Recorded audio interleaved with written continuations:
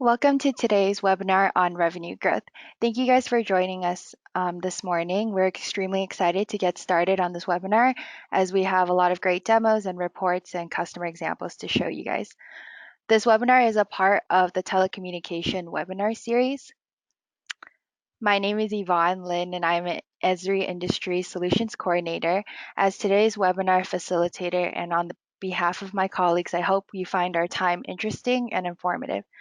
I'm joined here today by my two colleagues, Industry Solution Specialist Pat Hull and Solution Engineer Patrick Holt. And all of us are members of the Esri Utilities Telecommunication team.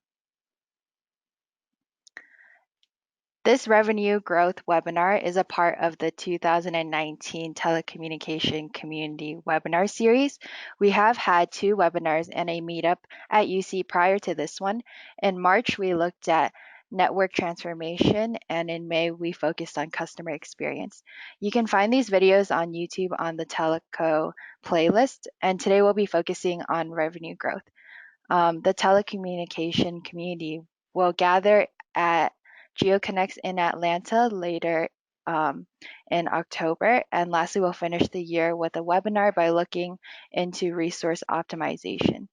If you can't make any of these particular sessions, do not worry. All these webinars are recorded and the links will be shared. Before we get started, please take a moment to note the webinar control panel on your screen. I really encourage you to post any questions as they occur to you during the presentation in the dialog box. We are going to try to answer as many general questions as we can. Questions that require a longer answer and technical questions will be better answered by one of our specialist colleagues will be handled after today's webinar. Again, this webinar is recorded and will be posted on the telecommunication YouTube playlist, and you'll receive a follow-up email that includes links to all these locations.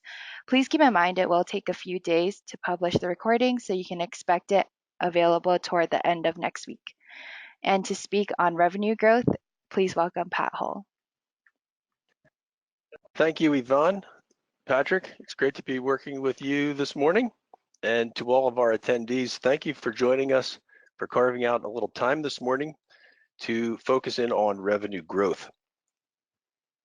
I'm going to talk about the agenda here just briefly.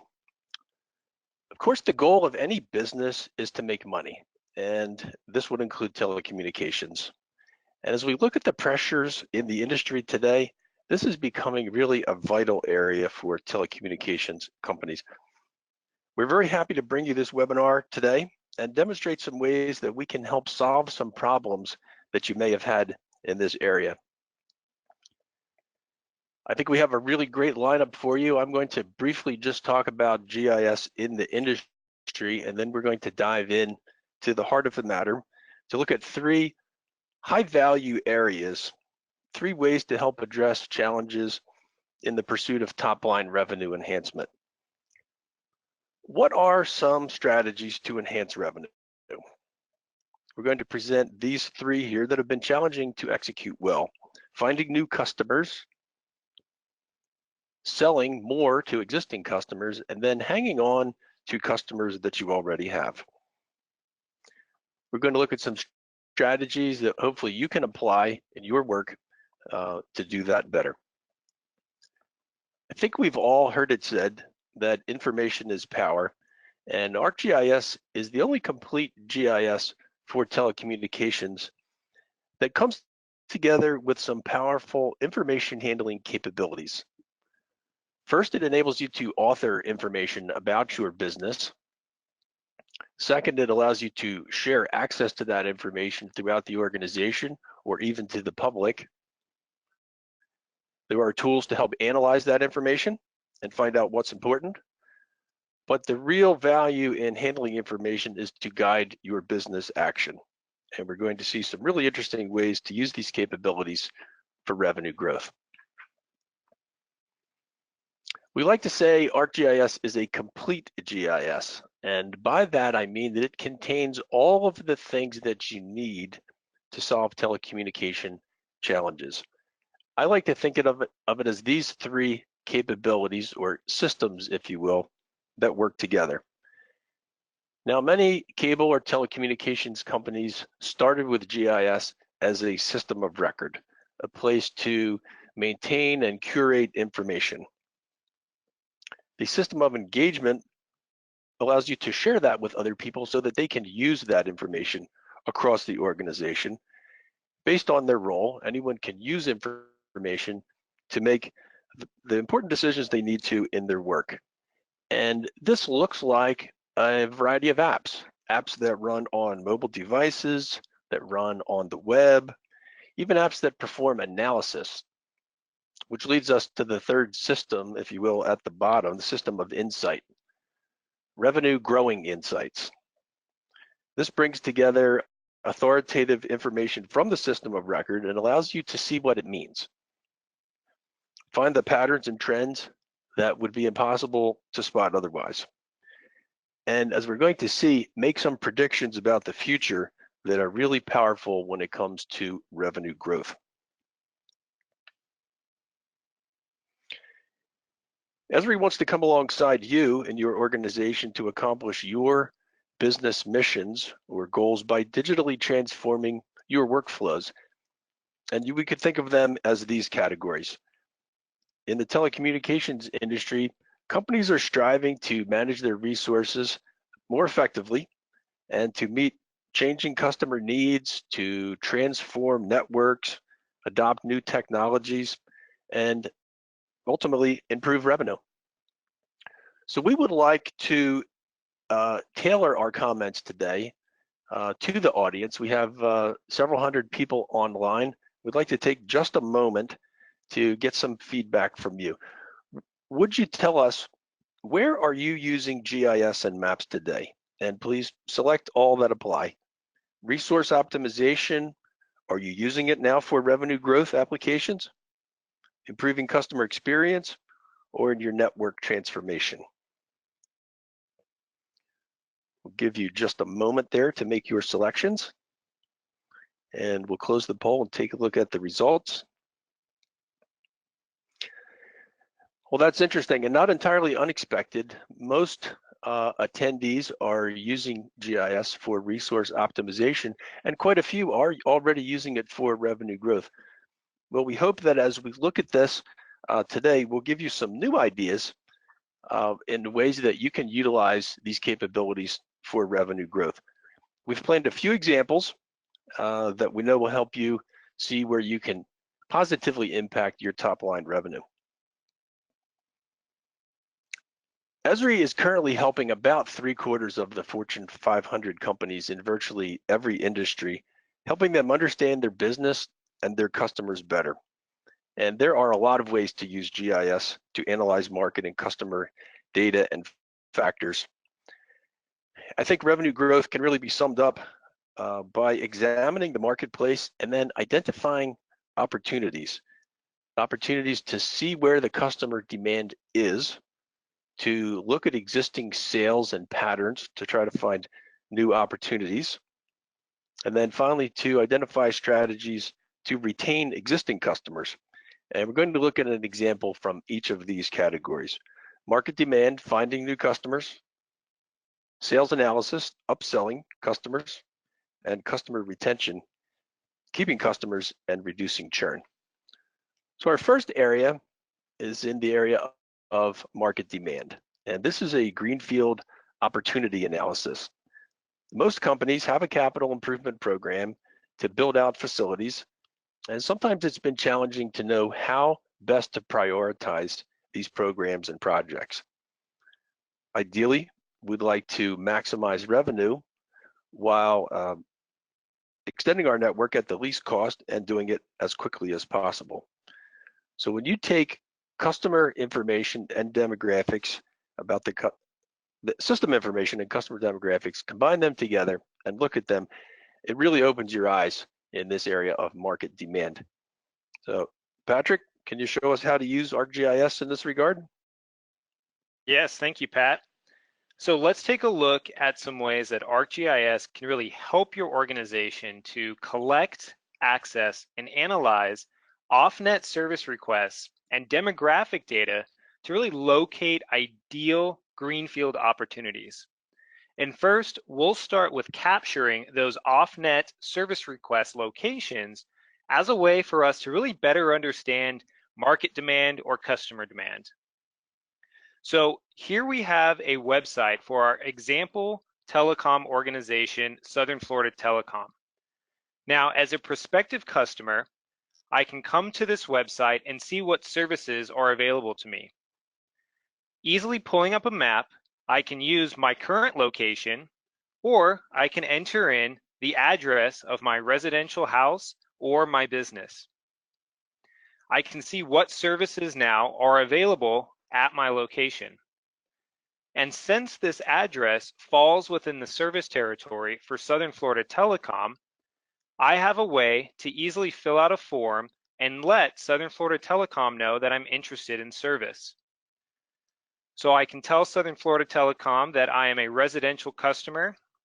I can put in my contact name, enter my home address, which we can see has been automatically populated from the previous serviceability app. How I would like to be contacted, we'll say text,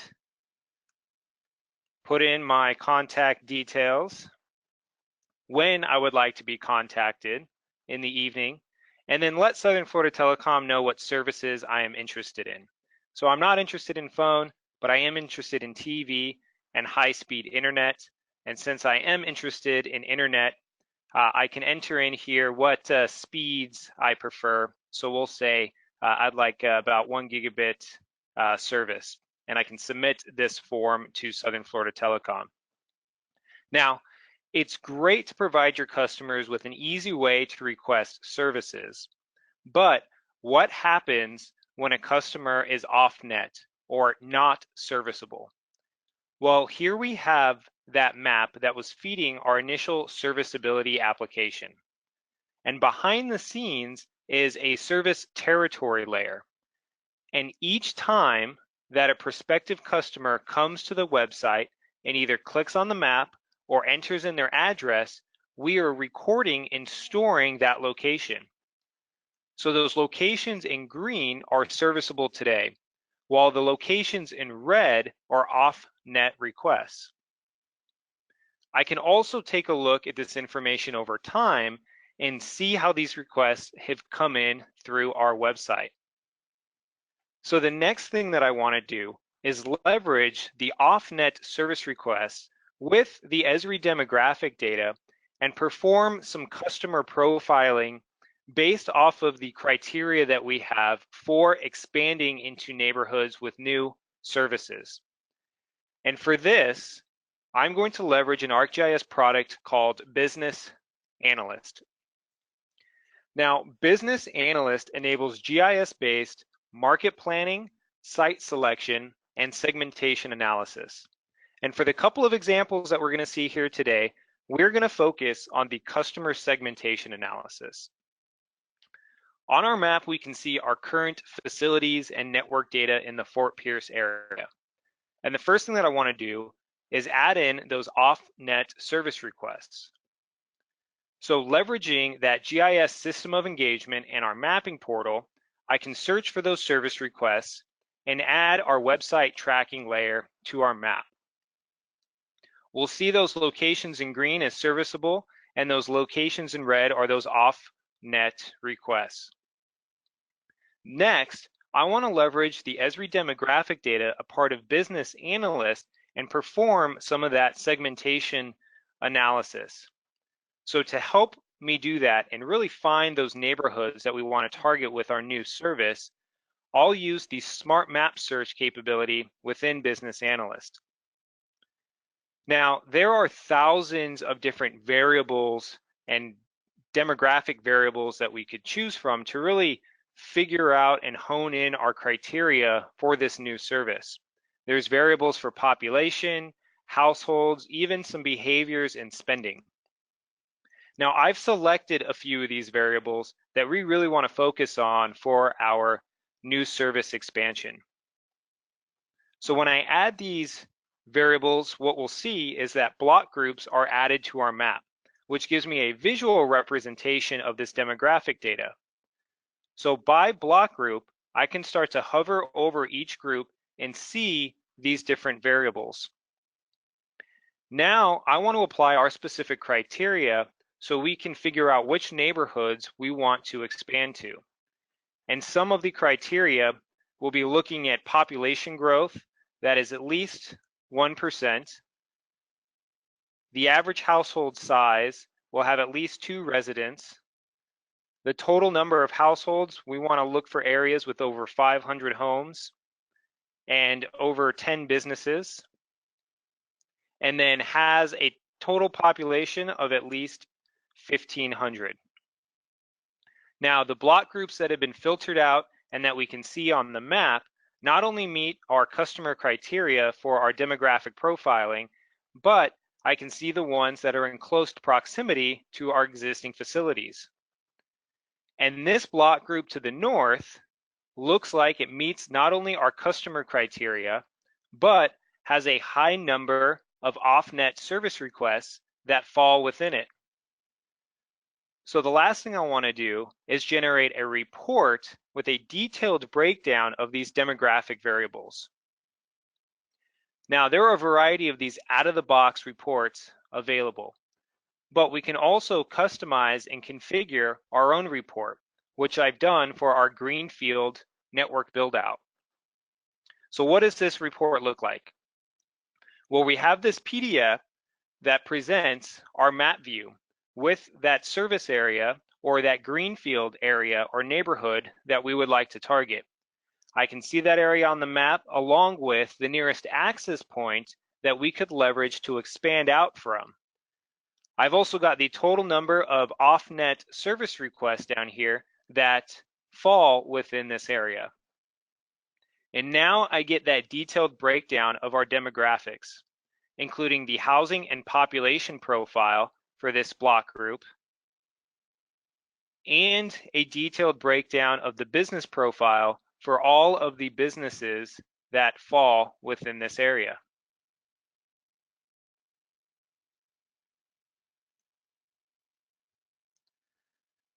So for our Greenfield opportunity analysis, we located neighborhoods with high OffNet service requests that also correlated with the areas that met our targeted customer profile. So this should give us a higher likelihood that the products and services that we roll out into these Greenfield areas will sell. Pat? That was great. The Greenfield problem itself really is a tough one as you try to decide where to invest to improve your revenue, both now and going forward into the future. You know what I liked, as you narrowed down your segmentation with specifics, it really also narrowed our focus on which customers to think about servicing. And then when you added the actual request, 39 customers that actually are in that region and desire this particular service, that puts us in a good position, increases the likelihood that those customers will subscribe when that service is available. You know, it makes me think about the demographics. I think it's worth pointing out that demographics do change over time. And the demographics that you're using there, that's not a fixed data dump of data from 4 years ago. That's up-to-date demographics, isn't it? Yeah, that's correct. So the Esri demographics that we were leveraging to do our customer profiling was coming from data that is curated and provided by Esri. And we curate and collect that data from a variety of different sources and release new updates of it on a quarterly and yearly basis to our users. That's excellent. Well, I would like to show you an example of a customer that is using this capability. This comes from Guadalupe Valley in Texas. Now, Guadalupe Valley is primarily an electric utility, but they expanded into the communications area. They now have many other services. They have fiber to the home in some regions, and they are performing a build out like we've talked about. They have wireless internet. They even have electricians, HVAC servicemen, and solar installation as well. So they use this application today to show their customers which products and services are available in their area, to get more information about any of those services, to sign up for those services, and then, as you demonstrated, express interest in high-speed internet when it is built out into their area. Really a great example of a company using these tools to grow their own revenue, and what I like is they're improving their customer service at the same time. Let's move into the sales analysis. Now, there is no shortage of data these days, particularly around sales analysis, but it has been challenging to bring all of this together, to compare it spatially and to make sense of it, and then decide what to actually do differently. And I would say particularly in terms of revenue growth. I'm very anxious to get into this next section because the capability that Patrick is about to show us is stunning. It puts a whole new spin on data-driven decision-making around revenue. Patrick, if you're ready, I'm going to hand it back to you. Thanks, Pat. So for this second demonstration, let's again use business analysts to help us locate those prime upsell customers who we would want to target with a new 10 gigabit broadband offering. Now, our criteria for this new service offering includes targeting of existing customers who consume a lot of bandwidth, or the residents within their household have characteristics of consuming a lot of bandwidth. We also want to make sure that those customers that we provide this service to are willing and able to pay for better broadband and faster speeds. So here on our map, we have our service areas within the Orlando area that has been provided to us by the network team. Now, this information has metrics on all of the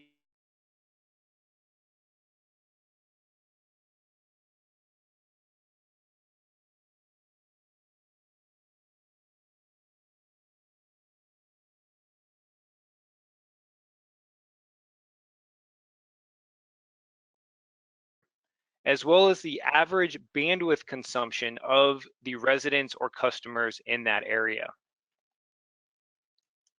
So to help us really understand which of these areas we would want to target with this upsell service offering, I'm going to again use our Smart Map search capability. But instead of using the demographic variables provided by Esri, I want to use the variables that are coming from our own data. So we want to focus in on the bandwidth consumption, the total monthly bill, and the total number of residential customers that fall within each of our service areas. Now, just like before, I have created a list of all of these variables already. But what you'll notice this time is that my criteria for which service areas we would want to provide with this new upsell service has already been set. So these service areas that are highlighted on the map show us which areas have at least 5 or at least 300 current customers with an aggregated total bill from those customers of 100,000 or more, and the average bandwidth consumption at 300. Now, I could run a report and get another detailed breakdown of demographics on all of these locations. But this time, I want to put together a dynamic interactive infographic. Now, there are, again, a variety of these infographics available out of the box, as well as the ability to configure or customize your own, which I have done for our 10G market criteria. Now, I mentioned that this is a dynamic and interactive infographic, which means that I can interact with this dashboard here. So in the upper left-hand corner, we have the map of the service area that I ran this infographic on, with some additional information, including any facilities in the area. I can see the key household facts for households that fall within this area. And in the middle, we get a little better understanding of the internet consumption and how they are using internet within these households. If they're using their computer majority of the time, if they're using their cell phone, or a combination of the two, as we can see here. I can also see the reported internet connection that these customers have reported, whether it's a fiber connection, a DSL, or a cable modem. And I mentioned that I can interact and dive down into this infographic. So let's say of the 90% that are using their cell phone a majority of the time for accessing internet, I wanted to understand who all the different carriers are and their percent of penetration in this particular area. So selecting on that summary then pulls up this chart that shows me all the different carriers within this neighborhood. And on the right-hand side, we have some additional metrics that let me gauge a better understanding of how residents and customers in this area are consuming their broadband. So for example, the total number of households that have an internet connectable streaming device for their TV. And selecting on that summary, we then can see the different manufacturers of those streaming devices. And finally, we've got the dominant tapestry segmentation, as well as the nearest cell site to this area that we may want to leverage as a fixed wireless service versus our new 10 gigabit fiber rollout to this area. So let's say that I want to share all of these proposed service areas with our network team. Now I could just export this out to a CSV or Excel and email it on over to them. But I want to include a map of each of these areas, as well as that interactive infographic. So what I'll do is I'll share these results using a configurable web application called a story map. So I can choose the style of application or the style of story map that we want and add each of these locations to our map or to our story map. And I want to include a map as well as an infographic, and we'll choose our 10G market criteria infographic to add. Now the final thing I want to do is give our application a title as well as a subtitle, and choose which group or users in our organization that we want to share this application to. And as I mentioned, we want the network team to be able to assess these areas, so I'm going to share it with our network planning team.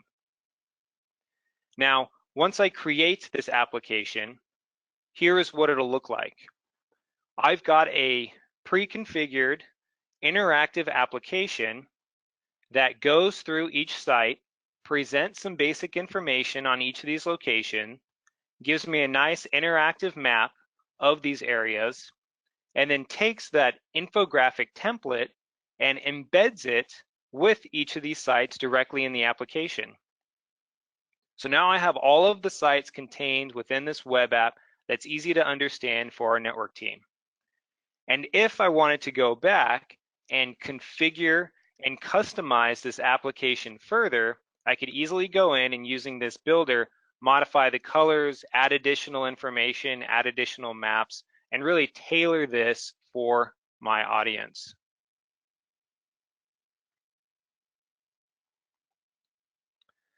So for this upsell analysis, to locate those ideal customers, we leveraged our own corporate data with some of the Esri demographic data in the infographic, so we could really narrow down those prime upsell candidates, ultimately to increase our average revenue per user, or our ARPU. Pat? That's awesome. I love that. You know, I've been a communications customer personally for a long time, and I feel like a lot of upselling has been done with kind of a big bang approach where we throw everything at the customer and see what sticks. And I don't think that's been very effective. It certainly hasn't been very effective on me. But to take this kind of information and present it in such an engaging way, like an infographic, and not only that, but a dynamic infographic that you can drill down on is just fantastic. That kind of thing can really help you focus and fine tune your marketing efforts and increase that average.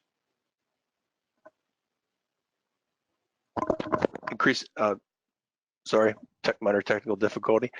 Help you increase and fine tune your marketing efforts, and ultimately, like you said, increase that average revenue per user. I'd like to show you another example. Here's a company called Market Source, and as you might guess from their name, they're a marketing company. And in this example, they're working for a client who sells handsets in brick and mortar stores. They took over a decade of demographic information and about a dozen different variables related to their customer sales, and used that analysis to influence the way that they support their locations, the products that they promoted in those stores, and as a result, increased their sales 150%. Just a great example of using this kind of capability to really influence your revenue growth. Let's move into customer retention. From a revenue point of view, I would say that there's not much worse than losing a good customer. What if we could predict with accuracy those customers that were getting ready to leave us or to churn, and then take some proactive action that would help keep them as a customer? Machine learning can do just that. Now, many people have heard of machine learning, and it oftentimes sounds complicated, which it is. But we're going to see here what it can do and how easily it can be used within ArcGIS to do some very powerful things. What machine learning does is analyze very large data sets to do something you could never do manually, and that is to find patterns and to essentially learn from the data, and then we can use that learning to make predictions about what's going to happen in the future, like customer retention.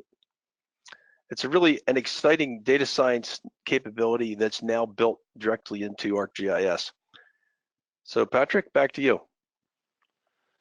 All right, so for this final demonstration, we're going to take a look at a newer tool in ArcGIS for assisting with churn prediction.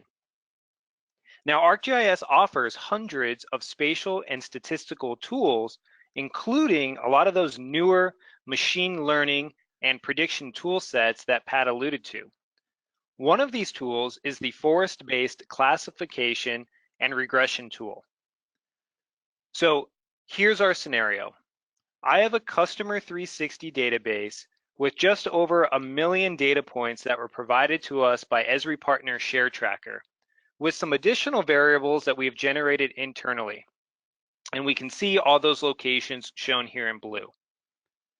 Now, this heat map on top shows us those customers that have canceled their service and churned within the last year. And what I want to better understand is why. And if we can understand why they left, then we can start to locate other current customers who have similar churn characteristics and put together some marketing campaigns to influence their decision to stay well before they churn. So using this customer 360 database, as well as the forest-based classification and regression tool, we ran this machine learning tool against a variety of different variables to see how they impact or influence the churning of customers. So some of those variables that we tested against were things like years as a customer, their total bill or how much they spend on telecom services, are there any competitive threats in the area, do they have bundled services, how many devices at home do they have connected at once, what are the total number of reported technical issues. And we also took this data and we geo-enriched it with some Esri demographic data so we could also add additional demographic variables like the tapestry segmentation. And if we wanted to add an additional geographic variable like distance to central office, we could have also added that as well. Now, the results of the analysis produce a trained data set that lets us know all the different variables that influenced churn and how much they influenced churn. So it produces a level of accuracy or a level of confidence that these variables actually did influence a customer to leave our organization. Now let's take a look at these results within a chart. So the top factors or variables that influenced churn were the total bill of a customer or how much they were spending, the dominant tapestry segmentation, and how many times they reported technical issues. Now, if we like the level of confidence that the analysis had in these variables, we can then take this trained data set and run it against our current customers in our Customer 360 database. This would then produce a result with a predicted probability that a customer is about to churn. Now, based on these analysis results, let's say we've implemented some campaigns to target those customers with a high probability of churning, and we want to monitor the impact of those campaigns. So what we've done is we have put together a dashboard to allow executive teams to start to see how these campaigns are influencing churn and look at our churn numbers month by month or year over year. So we can see for our entire service footprint how many customers have left this year versus last year, and then get a breakdown of how many of those customers disconnected their broadband or TV service. I can also drill down into a particular area and start to see the churn numbers for a region or a territory.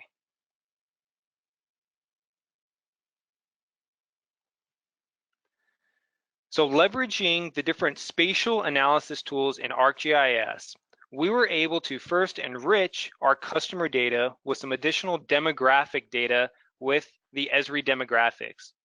We were then able to run the forest-based classification and regression tool on that data set to really locate and find those leading indicators for churn. Pat? Thank you, Patrick.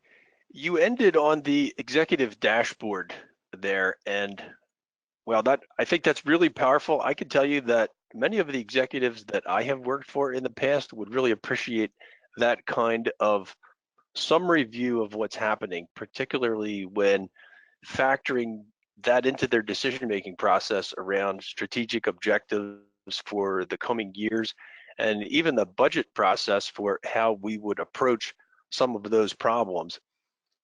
It's very impressive to take so much data. You said 1 million data points, and to crank through that and find out what's really important. Now, I had a chance to look at that detailed display that you showed rather quickly there.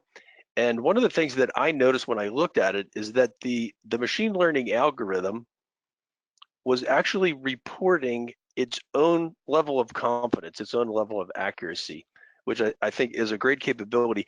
Let me ask you a question. If you were not happy with the level of accuracy that you were getting from this tool, what would your options be?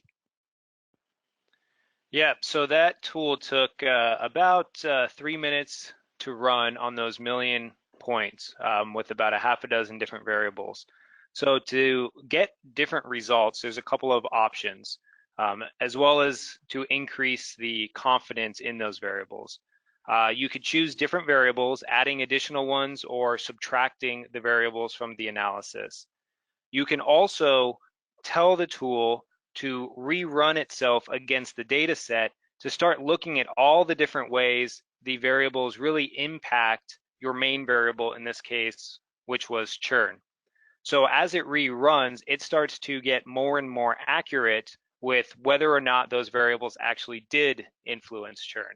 So there are a couple ways to tweak your input parameters to start to get that level of accuracy that you're looking for. That's great.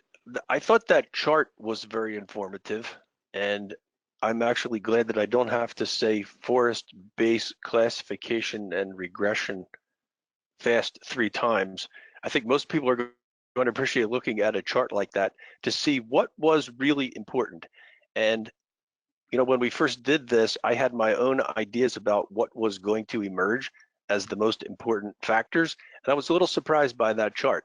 And I think that's very powerful because many people come in with a bias which could be based in history, and as we talked about, demographics are changing rapidly, and doing this kind of analysis lets you see what's happening right now and tells you, based on what the data is saying, is most important, so that we can be proactive and go after those customers to scratch them where they itch, if you will, to keep them happy and keep them as a customer.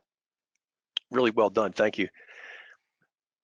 I'd like to show one more example here, and this is MTN in Ghana in Africa, and they have likewise taken a very customer-centric approach here. They've used data about their system and their customers, and analyzed it to improve their understanding of the customer and the customer profiles that they are serving. They've been able to segment their markets, and this is very powerful. They've identified some new opportunities, and one of the opportunities that they identified and implemented was the use of mobile money over their platform. So it's really impacted their own commercial strategy, and was very powerful to use demographics in this way. Well, we have seen a lot of moving parts. We've seen several Esri solutions, and we have seen a lot of data. Patrick, could you just spend a moment and tell us how this would fit into the organization? Sure thing.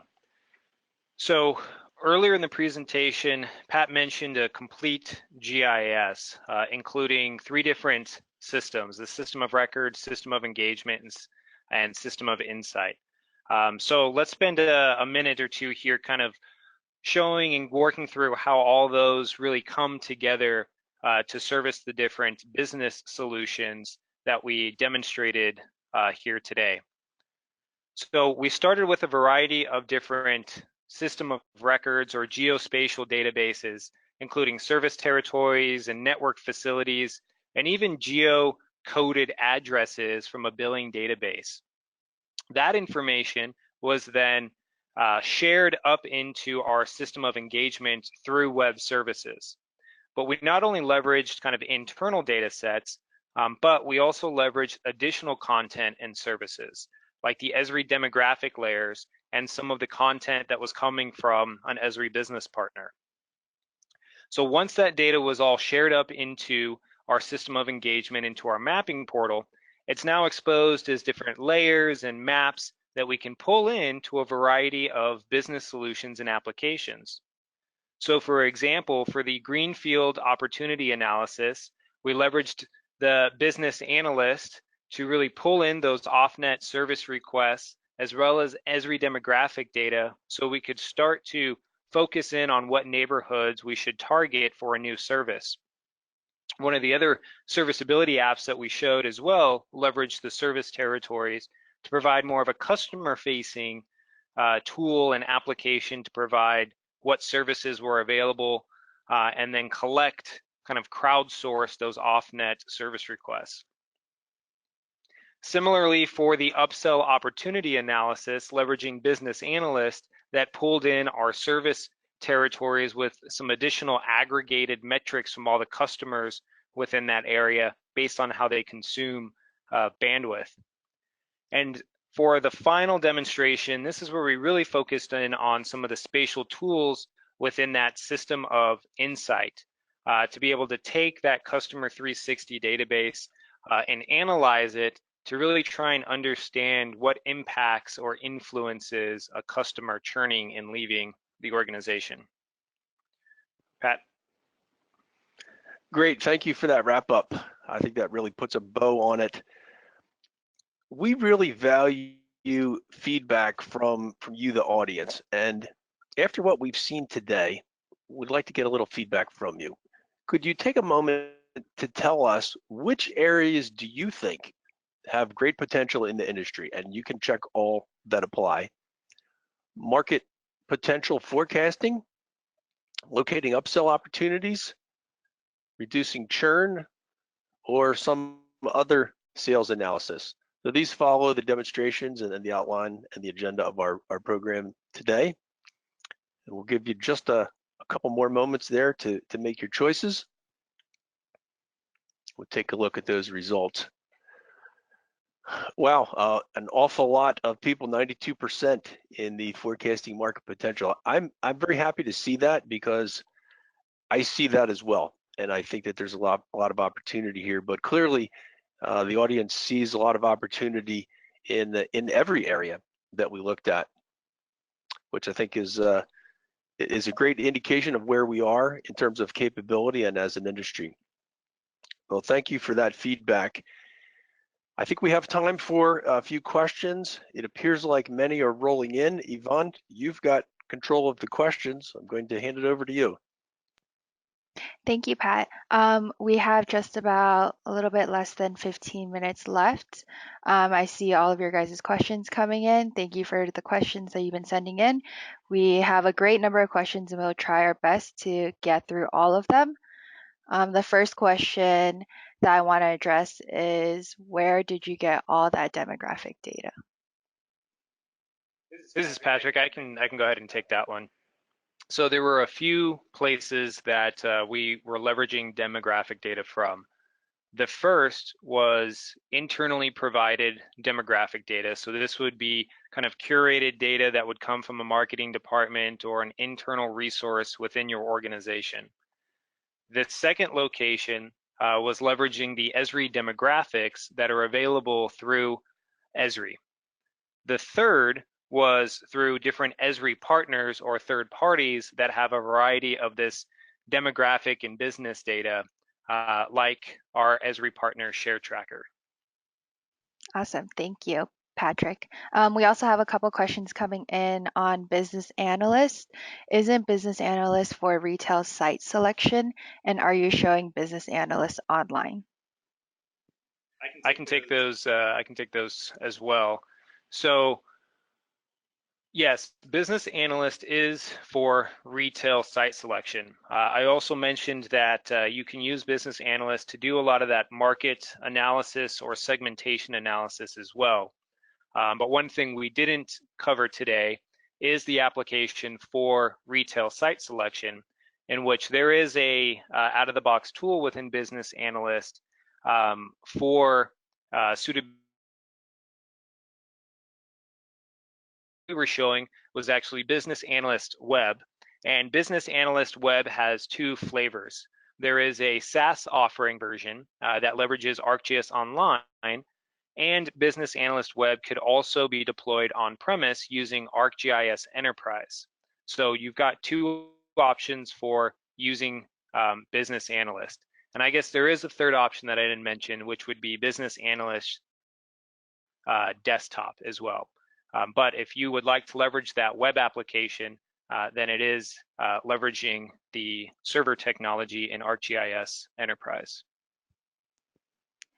Thank you, Patrick. I think you should take this one as well. This is a question on servability. What does it take to get a web app for servability going? Yep. So that initial application where we were providing service availability to customers, as well as collecting all of those locations, that application is actually a part of our solution templates. And for those of you who are not familiar with our solution templates, they are freely downloadable industry configurations of different apps and workflows that are available to our users. So to get that application up and running, it does require at least service territories that have what products and services are available. And that was the layer that was really feeding that application.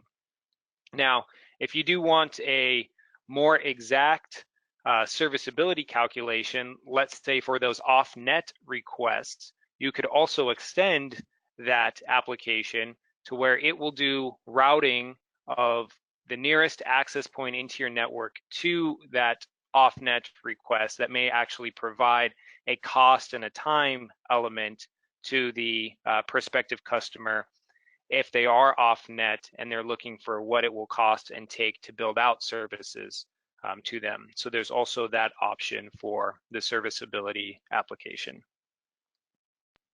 Thank you, Patrick. Before we continue with the rest of the questions, I just want to take a moment to talk about the social platforms that we are on. Please stay engaged with us on LinkedIn, Twitter, and GeoNet. Our Twitter handle is at Esri Telecom.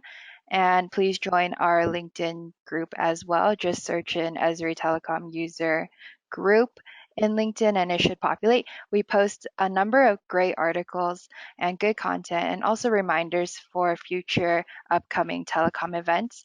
So please show us some love and give us a follow on our social channels.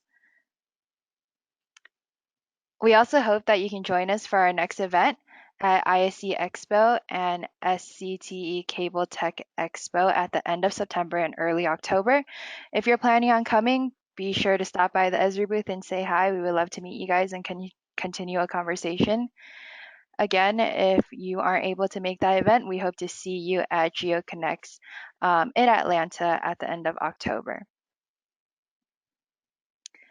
Before you guys hop off, we would really appreciate it if you would help us by filling out this short poll so we know that if you would like to be contacted to continue this conversation. For this last poll, we won't be sharing the results, but please let us know by taking the time to fill out this poll.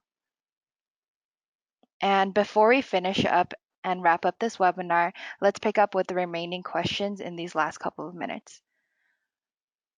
I see a question on how does that auto story map generation work?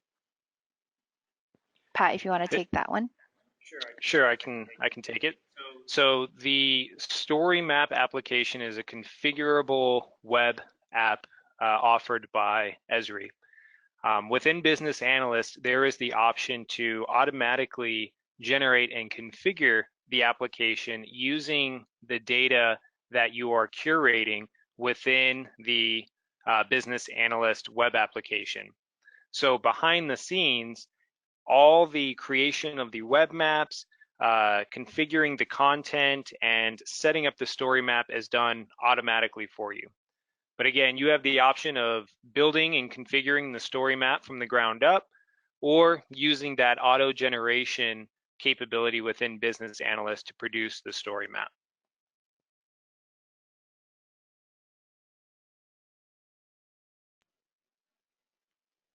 Okay, thank you, Patrick. And we have another question coming in. Could you spend a little bit more time explaining the Forest machine learning tool? Sure, this is Patrick. I can spend some time here. And obviously we could spend quite a bit of time talking about this particular tool and all the other machine learning tools a part of ArcGIS. So I'll try and keep it a little bit high level still. So what that particular analysis is doing is really looking at how different variables influence another variable. So for the example that we showed with trying to understand what impacts churn, we selected a variety of the different variables to see if they influenced or impacted churn at all. But there's a variety of different use cases you could leverage this tool for looking at what influences install times, what influences bandwidth consumptions, all different things like that, where you would want to see what are the heavy influencers of a result.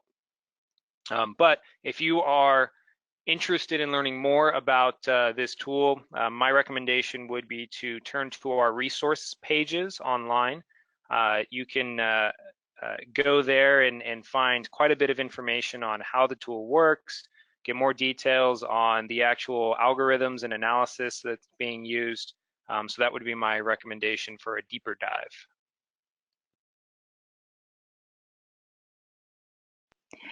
Okay, thank you, Patrick, for the great insight in answering all those questions.